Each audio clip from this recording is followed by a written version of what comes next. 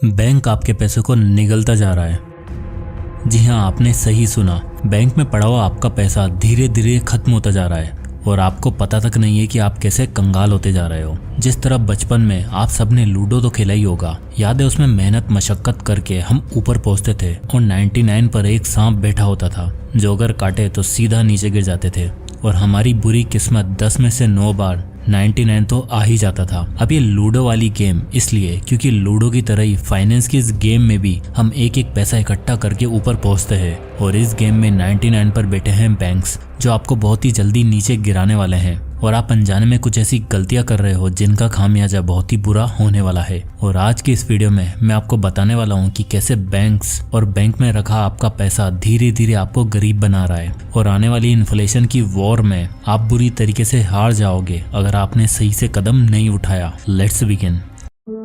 Chapter number 1, why not to keep your money in the bank.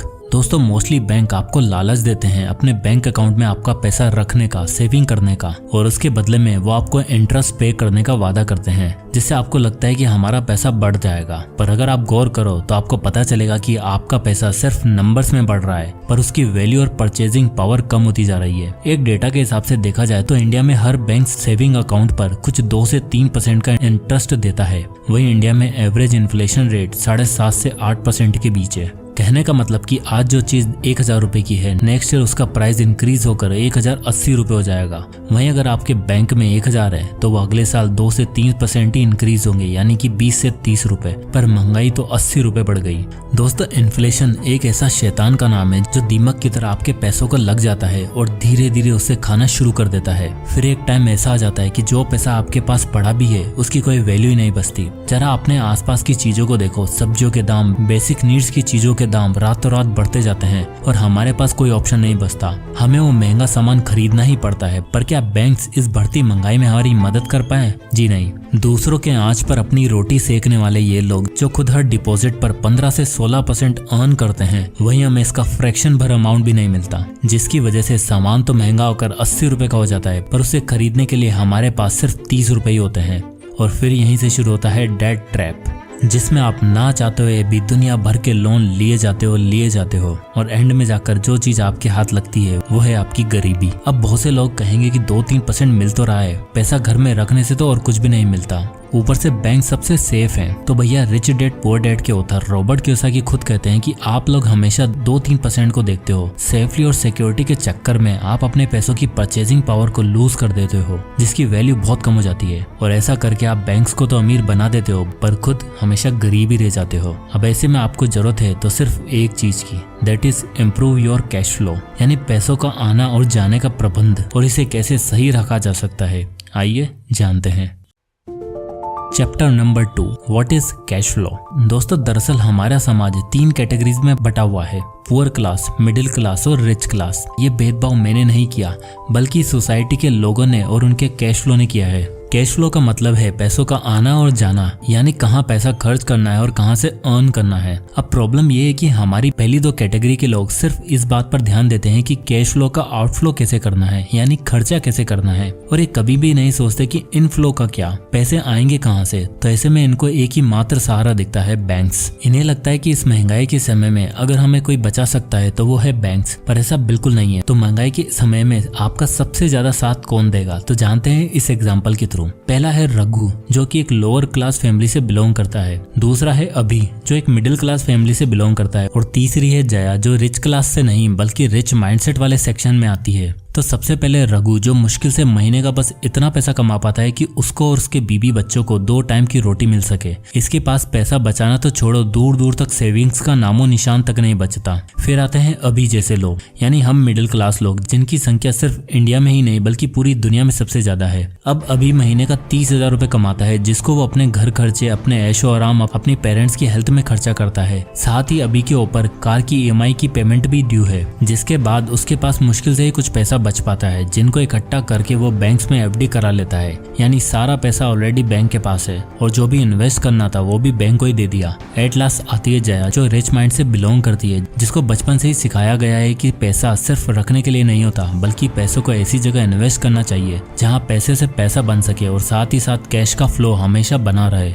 यानी invest करने के साथ साथ उस पर रिटर्न भी मिलता रहे जो इन्फ्लेशन जैसी प्रॉब्लम से आसानी से डील कर सके। इसलिए जया अपनी मंथली सैलरी का 50% बेसिक नीड्स में खर्च करने के बाद रेस्ट अमाउंट इन्वेस्ट करती है ऐसी जगह जहाँ से उसे 10 से 12% का रिटर्न आराम से मिल सके और अपना मेन फोकस कैश आउटफ्लो पर नहीं बल्कि इनफ्लो पर रखती है। अब अगर महंगाई की मार पड़ी तो आपको क्या लगता है कि इनमें से कौन आसानी से उससे लड़ पाएगा, कौन उसे बीट कर पाएगा? तो आई एम श्योर आपको आपका आंसर मिल चुका होगा। पैसा बैंक में रखकर अगर आपको लगता है कि 2-3% का कैश फ्लो आपके लिए इनफ है तो आप गलत हो। जया जैसे रिच माइंडसेट वाले लोग इस बात को बहुत अच्छे से समझते हैं, इसलिए सिर्फ वो एक रिक्वायर्ड अमाउंट बैंक में रखते हैं और बाकी बचा पैसा ऐसी जगह इन्वेस्ट करते हैं जहां से उन्हें माइंड ब्लोइंग रिटर्न्स मिल सके। कुछ ऐसे एसेट बिल्ड करते हैं जिससे उनकी और उनके आने वाली जनरेशन को कैश फ्लो की कभी चिंता करने की जरूरत ना पड़े। तो कौन से वो एसेट्स, आइए जानते हैं। Chapter number 3, real estate and रीट्स। अब बात आ रही है एसेट्स बेटर देन बैंक्स की, तो रियल एस्टेट एक बहुत ही बेहतर ऑप्शन हो सकता है।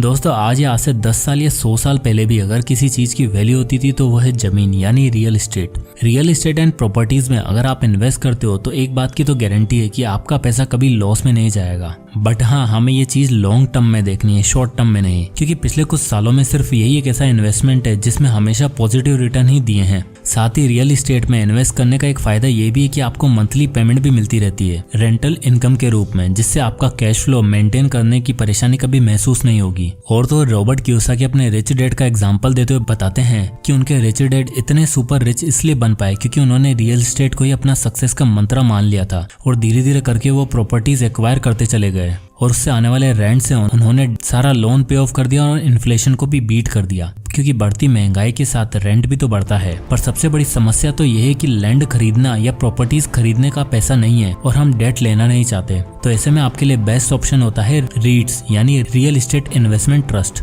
जिसमें आप कम पैसों के साथ भी रियल एस्टेट प्रॉपर्टीज में इन्वेस्ट कर सकते हो। रीट्स एक तरह का म्यूचुअल फंड की तरह होता है। इसमें बिल्कुल किसी फंड की तरह ही एक कंपनी कई सारी प्रॉपर्टीज पर अपना पैसा लगाती है और उससे मिलने वाले रेंट को इन्वेस्टर में डिविडेंड के तौर पर डिस्ट्रीब्यूट कर दिया जाता है। अब अगर आप बहुत ज्यादा पैसा कमाते हो और लोन वगैरह लेकर कोई प्रॉपर्टी एक्वायर करने की सोच रहे हो तो आप रियल एस्टेट की कमर्शियल प्रॉपर्टीज में इन्वेस्ट कर सकते हो, जहाँ का रेंट रेजिडेंशियल प्रॉपर्टीज के मुकाबले 3 गुना होता है, जिससे आप आसानी से अपना लिया हुआ लोन चुका सकते हो और एक टेंशन फ्री फ्यूचर प्लान कर सकते हो। पर अगर आप ज्यादा सेफ्टी और कम बजट में ढूंढ रहे हो तो रीट्स में आप इन्वेस्ट कर सकते हो, जिसका रेट ऑफ रिटर्न 10 से 15% होता है और जिसमें आप मात्र 10,000 रुपए से भी शुरू कर सकते हो। अब आता है chapter number 4, stocks versus index fund versus FDs. तो रियल एस्टेट के बाद अगर आप कहीं से 10, 15 या 20% तक का रिटर्न कमाना चाहते हो तो उसका सही आंसर है स्टॉक मार्केट। पर बात क्या है कि स्टॉक मार्केट का नाम लेते ही लोगों के मिक्स्ड रिएक्शन आना शुरू हो जाते हैं। कोई कहता है कि ये स्टॉक अच्छा है, कोई कहता है कि ये फंड अच्छा है, कोई कहता है कि इंडेक्स फंड अच्छा है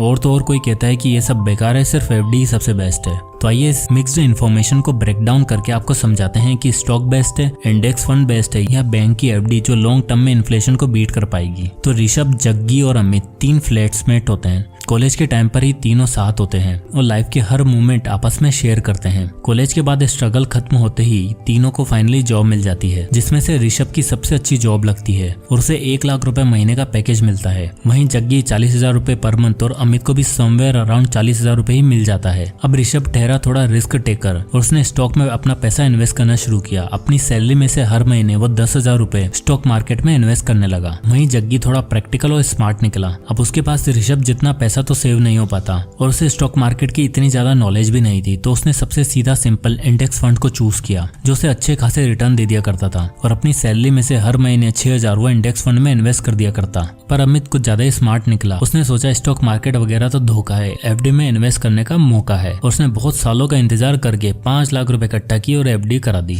अब धीरे धीरे बढ़ती लाइफ और लाइफस्टाइल के साथ तीनों अलग हुए और 30 साल बाद जब मिले तो इक्वेशन कुछ ऐसी थी। इस चार्ट में आप देख सकते हो कि ऋषभ हर महीने 10,000 रुपए इन्वेस्ट कर रहा है, वो भी 20 साल के लिए। तो 14% के रेट ऑफ रिटर्न के साथ उसकी टोटल रिटर्न होती है 1,32,00,000 रुपए। वहीं जग्गी जिसने इंडेक्स फंड में इन्वेस्ट किया था वो हर महीने 6,000 रुपए इन्वेस्ट करता था और उसने अपना इन्वेस्टमेंट 30 साल तक किया और उसे जो रिटर्न मिला वो था 13%। तो उसका टोटल अमाउंट हुआ 2,65,00,000 रुपए। और अमित ने केवल 10 साल के लिए ही एफडी में इन्वेस्ट किया था, वो भी 5 लाख रुपए, जहाँ पर उसे अराउंड 7% का रेट ऑफ इंटरेस्ट मिला। तो उसे एट द एंड मिले 10 लाख रुपए। सो अगर आप भी मिडिल क्लास लेवल अर्नर हो, यानी जग्गी की तरह महीने का 30 से 40 हजार रुपए अर्न कर रहे हो, तो आपके लिए ये सही टाइम है। अपनी आंखें खोलो और राइट इन्वेस्टमेंट टेक्निक्स को चूज करो और बैंक में अपना सारा पैसा रखने से अच्छा है इंडेक्स फंड, स्टॉक्स या फिर रियल एस्टेट में इन्वेस्ट करो। और अगर आप बिगिनर हो और आपको अभी डर लग रहा है तो एक साथ नहीं लेकिन थोड़ा थोड़ा अमाउंट इन्वेस्ट करना चालू करो और जितना हो सके इन्वेस्टमेंट की नॉलेज लो, जिससे आपको धीरे धीरे कॉन्फिडेंस आएगा इन्वेस्ट करने का।